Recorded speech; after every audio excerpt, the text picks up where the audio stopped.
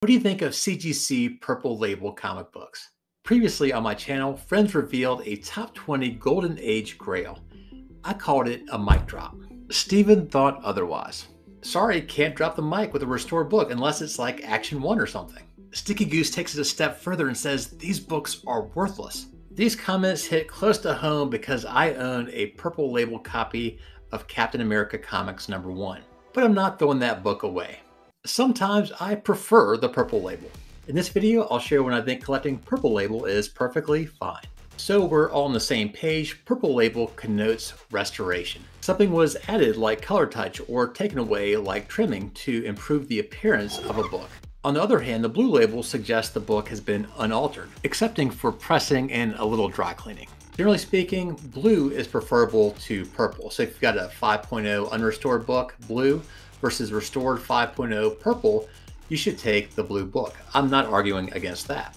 But when you're looking at several copies of the book, some purple and blue, and the purple's high grade and the blue is low grade, then what do? That's when it gets interesting, and I take these 4 factors into consideration when I make that decision. Purple is actually an umbrella label that covers a wide range of restoration, from slight, done professionally, which would be considered an A1, to essentially a paper Frankenstein that was put together by a sloppy scientist, which would be a C5. Given this information, let's go back to the example we talked about. How would I rank these books? Well, I would take the 9.0 number 1, the blue 2.5 is number 2, and the purple 8.5 is number 3. And before you think it's about the number, the 9.0 versus the 8.5, it's not. It has to do with the degree of restoration. The 9.0 merely had its cover cleaned, likely a chemical bath back in the 70s or 80s. My guess is right before that restoration, that book was probably really nice, maybe a 7.5 or an 8.0 unrestored. On the other hand, the 8.5 has extensive restorations. My guess is that before it hit the operating table, it was probably a 1, something like that, a really low grade. And for that reason, I would value that lower than the blue 2.5.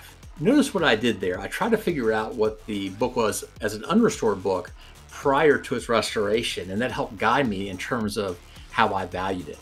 So some of you might be pressing to say, okay, Keston, you like that 9.0 slightly restored book. How nice of a blue label would it take for you to trade that 9.0 in for it? So let's start. 3.0 blue label? No, I'm keeping the 9.0 slight resto.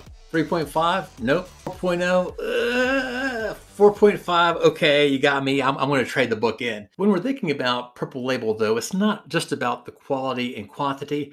It's also the age from which that book comes from. Before I get to that, if you are interested in how to price a purple label book, I created a video to address that question, and you can find that in the description box. Let's go back to the age of a book, and I'll talk a little bit about history. So when comic books became a hobby back in the 60s and 70s, at the time, there was no difference in pricing between a restored book and a unrestored book of the same grade. So the incentive was, let's get these books looking as good as possible. The books that were really valuable were the Golden Age books, and many of them were restored. Some of the Silver Age books were too. Later in the 80s and 90s, restoration became less popular. People didn't want to incentivize restoration, and thus restored books started becoming worth less and less money. That's why it's much less common to see bronze, copper, and more modern books being restored. You might be thinking, Keston, that's all well and good, but do you have any numbers to back it up? Well, I guess I could go into the CGC census and look at the top 10 most valuable books from the copper, bronze, silver, and gold, compare purple label to blue label, but that would take a lot of, oh hell, let's go ahead and do it.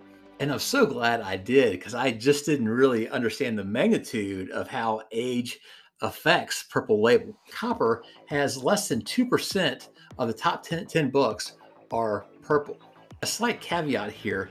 Some of these books, if they are restored, may not be worth submitting to CGC, so this number might be compressed. But let's look at Teenage Mutant Ninja Turtles #1, really valuable book, and that has 5.5% are restored. So maybe that's kind of the upper limit. You have 5% or so for Copper Age books. Now let's go down to bronze and see the percentage of purple.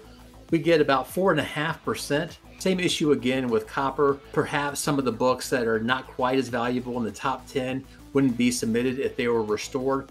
But if you look at like Hulk 181, there's 6.5% or so that have been restored. Now we go to silver and boom, there's a huge increase in the number of restored books, about 20%. And if we look at Amazing Fantasy 15, that has over 28% of AF15 books are restored. So you can tell that they were hit really hard in that restoration period. If you thought Silver Age books had a lot of restoration, wait till you see gold.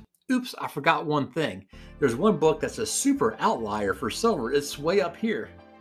If you like this deep analysis, I'm looking for 300 likes. Please help me out. For gold, we're looking at almost 50%. At the extreme end, look at Superman #1 with over 57% restored. That's why many people, including myself, are much more lenient regarding the purple label when it comes to Golden Age books. Most of us as collectors have books that we're looking for, and we realize that they're almost out of reach. And if we can touch them, we'll barely be able to get like a low grade book. For some folks, this might be $100, for others $1,000, some $10,000, maybe even $100,000 for some. If you're looking at these low grade blue books, you also have the opportunity to get a purple label book. And which one do you choose? For me, it really depends on the eye appeal of the 1.0. If it looks pretty good, then I'll likely go with the 1.0 blue label. Here's the issue. Many 1.0s just look hideous. And if I look at it and I just don't like it, then I'll take the purple label instead. Let's take a look at that availability piece. You may recall early on that I showed a book that Hazel Dan presented on my channel. It's More Fun Comics 52, and they had a restored 7.5 copy. They were probably in that exact position that we just spoke about. Do I take this low-grade blue book or I take a restored copy? In reality, however, they may not have had an option. They may have only been looking at purple books, and let me tell you why. If we look at the census numbers for More Fun 52, there aren't many blue label books, only 21 total to 28 of the purple label. And further, if you're looking at the blue label low grade books, so we're talking about a 0.5 to a 1.8, there are only 7 copies total. Folks, that's 7 copies in the world. When will another low grade blue label copy come up? Might it come up next year? Probably not. In 2 years, and 3 years, and 4 years, and 5 years. The point being is Hazel Dan may never have a shot, or at least not have a shot in 5 or 6 years for that book, and they could lose it to somebody else at auction. On the other hand, for the purple label books, there are likely 20 that are in that moderate to extensive range. So they might have said, hey, we've been waiting a couple years just for a shot at any copy, and ended up getting a purple label.